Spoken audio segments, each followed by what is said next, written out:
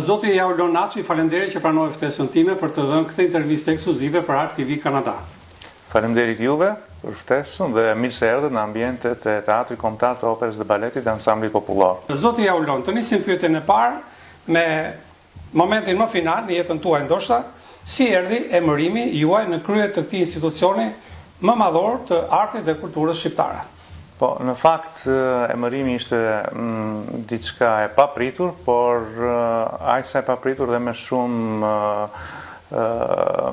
përkushtim dhe me shumë sfida të tjera më përpara, sepse duke marrë parasysh dhe karrierën time, unë nis si artist, si kompozitor, studimet i kam kryer në Itali në degën e kompozicioni dhe më pas jam specializuar në vende të ndryshme si në Austri, Belgjik e të tjerë, për të rikthyer në atë për të dhënë kontributin tim, ku prej më se 8 vitesh jap mësim në Universitetin e Arteve, në degën e kompozicionit dhe lëndët përkatëse përsa i përket departamentit muzikologjisë, kompozicion dhe pedagogji. Dhe kështu që me sfida të mëpashme arrita deri këtu, duke punuar shumë dhe duke kërkuar për të lënë gjurmë, por edhe për të dhënë një kontribut të vyer në vend. Dhe uroj që kjo gjë të vazhdojë edhe për vitet në të cilat do të jem, duke lënë disa aspekte të cilat drejtuesve të cilët do të pasojnë, do të kenë disa përmirësime dhe po ashtu përsa i përket artistëve të cilët do të punojnë dhe do të japin kontributin e tyre dhe për brezat që do të vinë në ambiente dhe në kushte më të posaçme. Zoti Jaulon, por çfarë e bashkon një drejtues administrativ, ju tani jeni në rolin e drejtuesit, por edhe të një artisti të madh siç jeni ju? Çfarë i bashkon këto të dyja pozicione? Besoj se në vendin ton është shumë e rëndësishme sepse Teatri Kombëtar i Operës dhe Baletit Ansambli Popullor është një i vetëm dhe është unik dhe normalisht kanë kaluar dhe të kalojnë artistë të cilët kanë lënë gjurmë dhe do të lënë gjurmë përjetësisht në institucionin e operës, por jo vetëm, por përsa i përket dhe historisë së muzikës shqiptare. Dhe është domosdoshme që përkrah aspektit administrativ dikush të jetë të ketë atë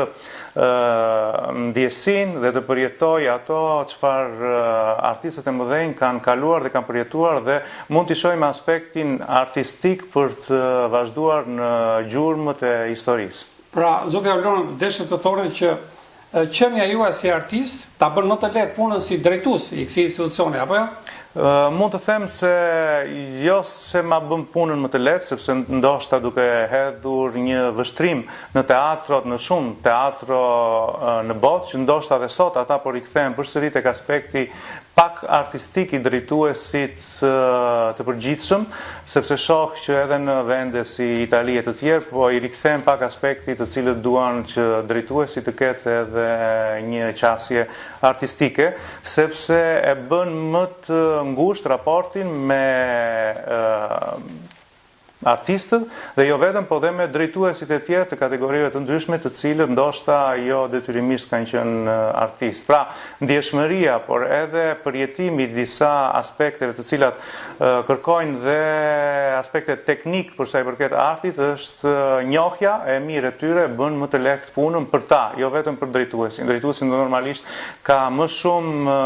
përgjegjësi dhe përveç përgjegjësive, por edhe kontakti me burimet njerëzore bëhet më i vështirë kur je vetë dhe artist. Por që kjo ndihmon përsa i përket punës dhe mbarvajtjes artistike. Në fundit Teatri Operës dhe Baletit, ashtu të gjithë institucionet kulturore bëjnë art, zhvillojnë art, dhe kështu që është më mirë atë japësh kontributin atë. Pikërisht të vim në pyetje më konkrete, cilat kanë qenë ato aktivitete që keni realizuar ju bashkë me trupën e artistëve që keni këtu, gjatë kohës që ju keni qenë drejtori të institucionit? Po, aktivitetet kanë qenë të shumta në fakt, ka pasur një larmishmëri aktivitetesh, duke nisur nga ato që janë edhe Nga muzika simfonike, ku dua të veçoj faktin që Orkestra Simfonike e Teatrit Kombëtar të Operës dhe Baletit dhe Ansamblit Popullor është një bërtham shumë e rëndësishme për gjithë realizimin e të gjitha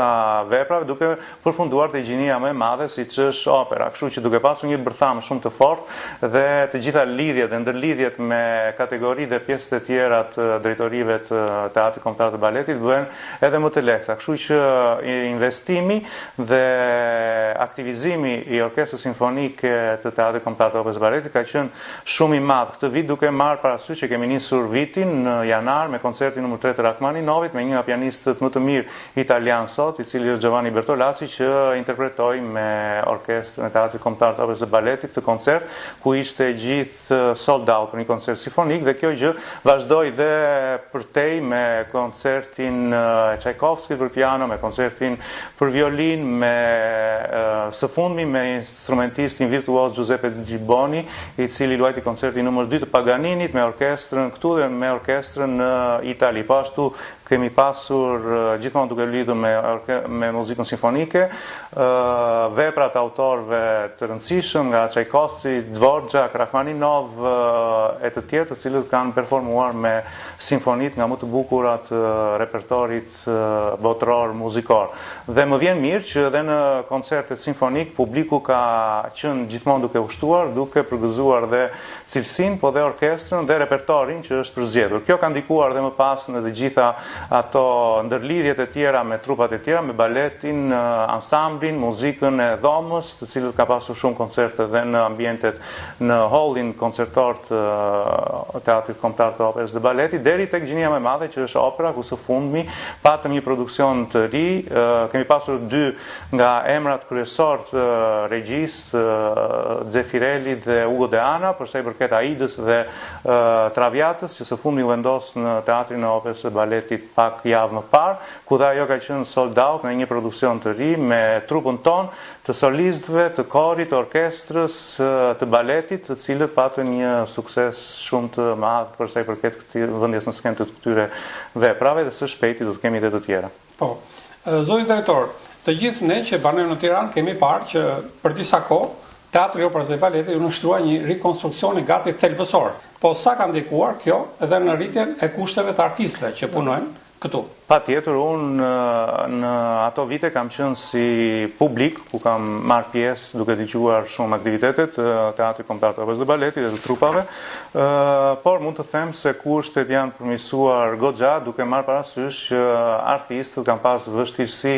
qoftë për dhomat ku duhet të ishin fazat përgatitore, për studiot e tyre, për instrumentat, për kushtet e sallës, qoftë nga aspekti akustik, por edhe komoditeti, qoftë ardashve, por edhe i artistëve që të performojnë në kushte më të mira, duke nisur nga ambientet më të ngrohta tek si thash akustika apo dhe aspekti vizual i një skene e cila duhet të jetë në standardet bashkëkohore dhe me një qasje vizionare europiane. Po, Aulon, atëre na flisni pak tani për stafin artistik dhe teknik të këtij institucioni që u drejtoni. Me sa kuptoj unë, këtu keni 3 sektor, operën, baletin dhe ansamblin popullor. Pra si janë të organizuar këto 3 sektor që bashkëjetojnë bashkë? Po, kemi 3 sektor të cilat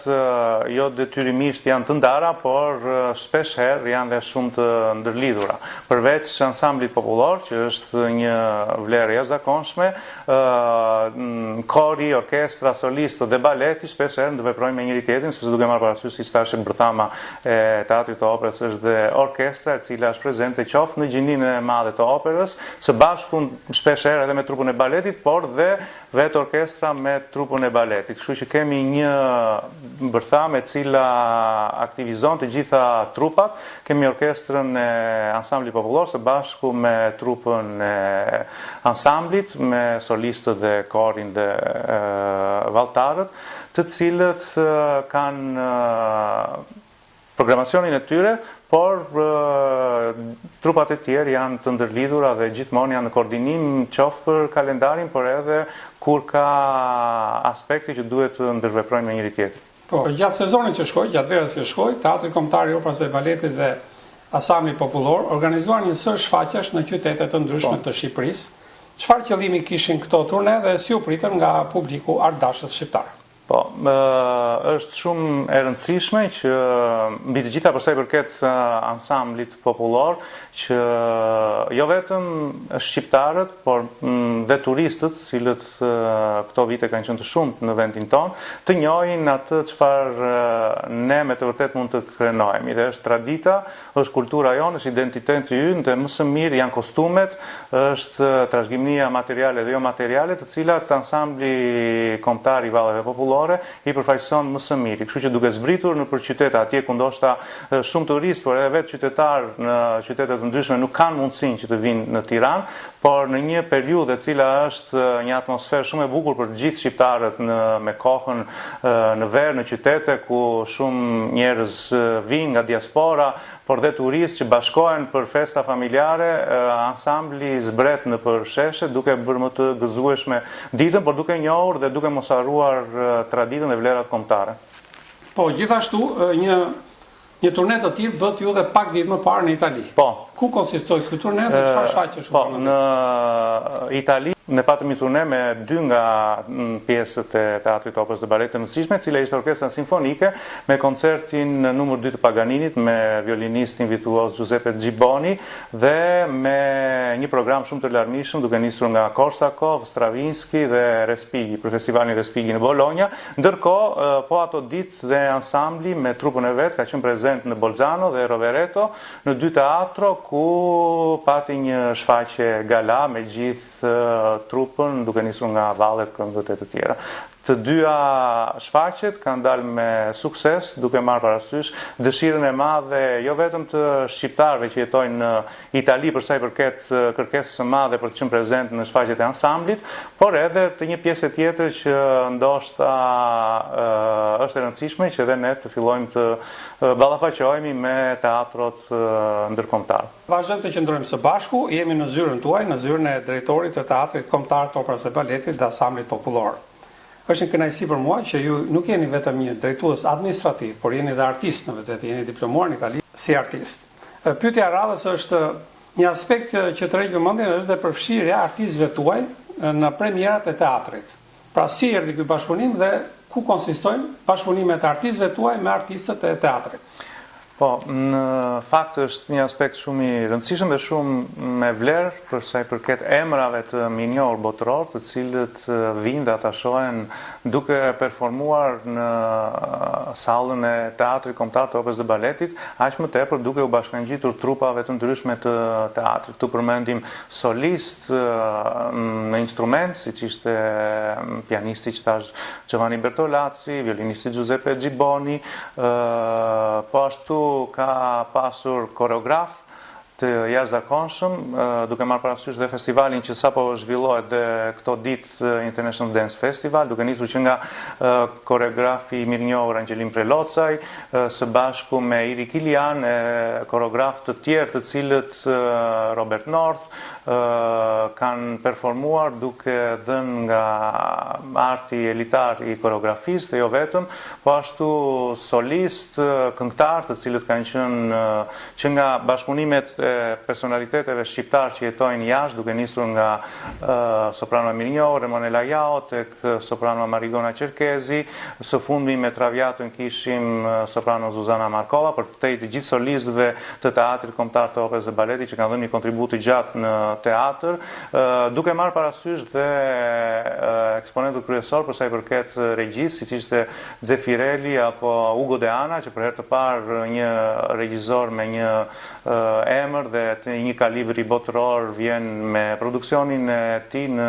Shqipëri, ku do të kemi të tjera së shpejti, por ky është një ballafaqim dhe një ndërveprim me artistë huaj, të cilët performojnë në skenat më të mëdha botërore, dhe është kënaqësi kur vetë trupat e teatrit ndihen mirë kur bashkëpunojnë me ta, sepse përveç faktit që marrin energji dhe një pozitivitet për të ndjerë në të njëjtat kushte, në të barabarta, në të njëjta nivele me personalitetet të tilla, por edhe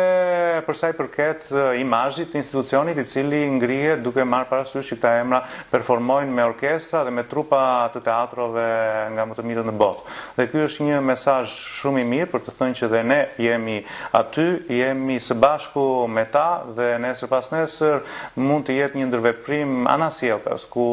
emra të cilët janë dhe do të ngrihen nëpërmjet teatrit kombëtar të operës dhe baletit apo artit shqiptar mund të çojnë anasjelltas në qytetet botërore dhe europiane dhe përtej kufive emra të cilët nisin nga këtu, siç kanë qenë dhe personalitetet që kthehen shqiptar, por nesër do të jetë ndoshta edhe një ndërveprim jo i përhershëm i artistëve shqiptar që shkojnë për qytete ndryshme të botës, po të jetë që ne i çojmë si një produkt elitar dhe ata i qëndrojnë stabil në teatrin kombëtar të operës dhe baletit. Padyshim duke ruajtur, duke njohur historinë, duke pasur memorie të teatrit kombëtar të operës dhe baletit, aq më tepër që flasim për një teatr kombëtar të operës dhe baletit, duke mësuar dhe faktit që arti shqiptar ka shumë për të folur dhe për të dhënë. Po përtej kësaj është e domosdoshme që pikërisht ta përçojmë dhe të kalojmë dhe kufit nëpërmjet ndoshta jo vetëm të identitetit tonë shqiptar, por edhe të artistëve të cilët do të jetojnë në Shqipëri, por her pas here do të ballafaqohen dhe do të përçojnë profesionalizmin e tyre dhe nivelin artistik në botë. Gjithashtu anasjelltas duhet të jetë edhe një ndërveprim duke hapur dhe duke qenë me vizion për sa i përket rinjve. Duhet të mendojmë për një mision shumë të rëndësishëm për thithjen e të rinjve dhe sigurimin e tyre që nesër pas nesër ata do të kenë një mbështetje pasi të përfundojnë studimet universitare dhe të ketë dhe pse jo një lloj riorganizimi të strukturave ku të rinjt të cilët përfundojnë studimet të jenë një pjesë gati që nesër pas nesër të jenë pjesë e teatrit kombëtar të baletit. Jo detyrimisht